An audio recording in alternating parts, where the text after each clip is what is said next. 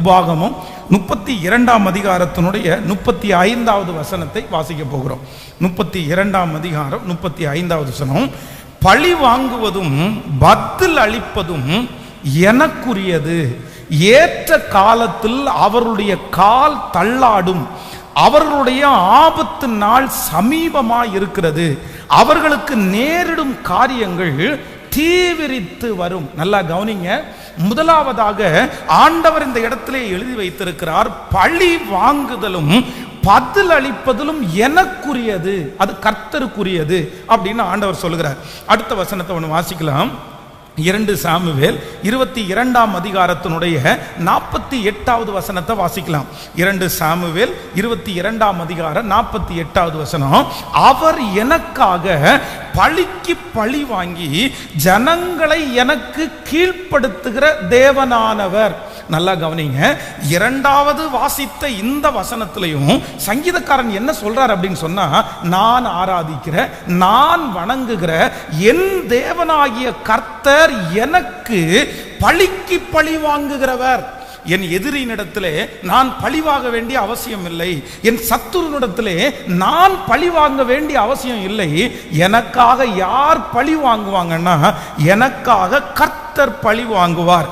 எரேமியாவின் தீர்க்கதரிசன புஸ்தகம் 51ஆம் அதிகாரத்தினுடைய 36வது வசனத்தை வாசிக்க போறோம். 51ஆம் அதிகாரம் 36வது வசனம். ஆகையால் கர்த்தர் சொல்லுகிறது என்னவென்றால், இதோ நான் உனக்காக வழக்காடி உன் பழிக்கு பழி வாங்கி அதன் கடலை வறளவும் அதன் ஊற்றை சுவரவும் பண்ணுவேன். ஆகையால் கர்த்தர் சொல்லுகிறது என்னவென்றால், இதோ நான் உனக்காக வழக்காடி உன் பழிக்கு பழி வாங்கி. அப்போ ஆண்டவர் இந்த இடத்துல சொல்லுகிறார், நான் உனக்காக வழக்காடுவேன், நான் உனக்காக பழிக்கு பழி வாங்குவேன். இன்னொரு வசனத்தை கூட வாசிக்கலாம்.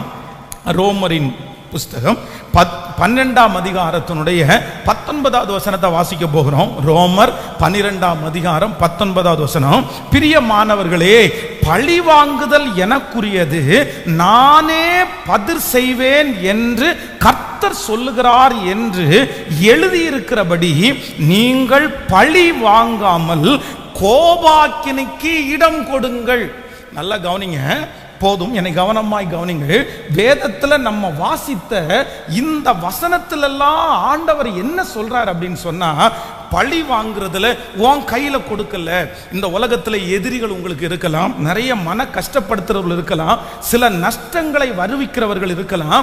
ஆனா ஆண்டவர் என்ன சொல்றார் அப்படின்னு சொன்னா, இல்ல, நீங்கள் பழி வாங்குற அந்த வேலையை உங்க கையில நீங்க எடுக்க கூடாது என்கிறதுல ஆண்டவர் ஒரு விஷயம் அல்ல, பல விசை எழுதி வைத்திருக்கிறார். இந்த ஜபத்திலே இந்த சத்தத்தை கேட்கிற நீங்கள் யாரோ ஒருத்தர் அதிகமாய் நீங்கள் காயப்பட்டிருக்கலாம், நீங்க நஷ்டப்பட்டிருக்கலாம், சில இடத்திலே அவமானப்படுவதற்கு சிலர் ஒருவேளை உங்களுக்கு காரணமாய் இருக்கலாம்.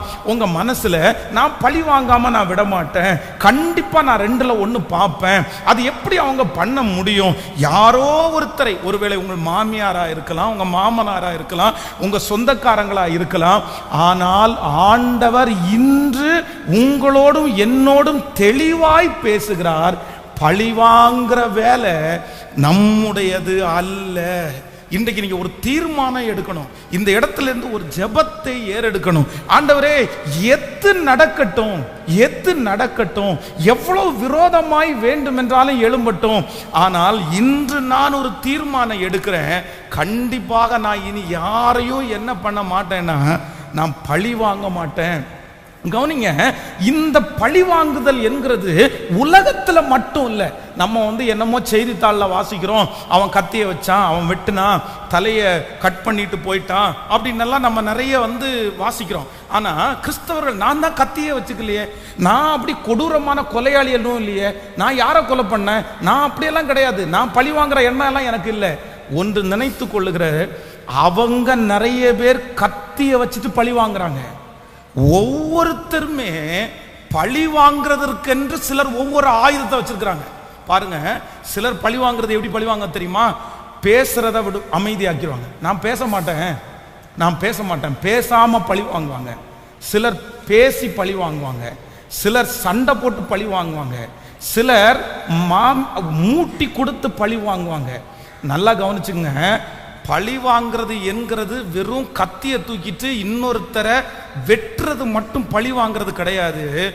உங்க மனசுக்குள்ள மனைவிய கணவனை இப்படி பண்ணிட்டாங்க, நான் உனக்கு இப்படி பண்ணுவேன், நீ அனுபவிக்கணும், நீ எப்படி இப்படி பண்ணலாம் அப்படின்னு உங்களுடைய மனசுக்குள்ளே இருக்கிற கசப்பு அவர்களுக்கு விரோதமாய் பேசுவதற்கும் செய்வதற்கும் உங்களை வழிநடத்துமானால், நான் நம்புறேன் நீங்களும் ஒரு விதத்தில் எப்படிதான் இருக்கிறீங்க அப்படின்னு சொன்னா பழி வாங்குற குணத்தோடு தான் இருக்கிறீர்கள்.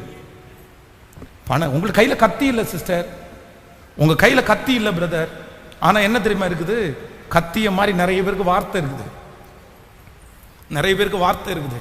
நிறைய பேர் இதுல எல்லாம் பழி, நிறைய பேர் அவ்வளவுதான் பேசாமல இருந்தே பழி வாங்கிடுவாங்க, வராம இருந்தே பழி வாங்கிடுவாங்க. ஆனால் ஆண்டவர் இந்த ஜெபத்துல இருக்கிற யாரோ ஒருத்தரத்துல தெளிவா பேசுறாரு, இந்த பழி வாங்குறதல் என்கிறது உனக்குரியது அல்ல, உனக்குரியது அல்ல. அது யாருக்குரியது என்று சொன்னால் அது கர்த்தருக்குரியது. ஆமென் சொல்லுங்கள்.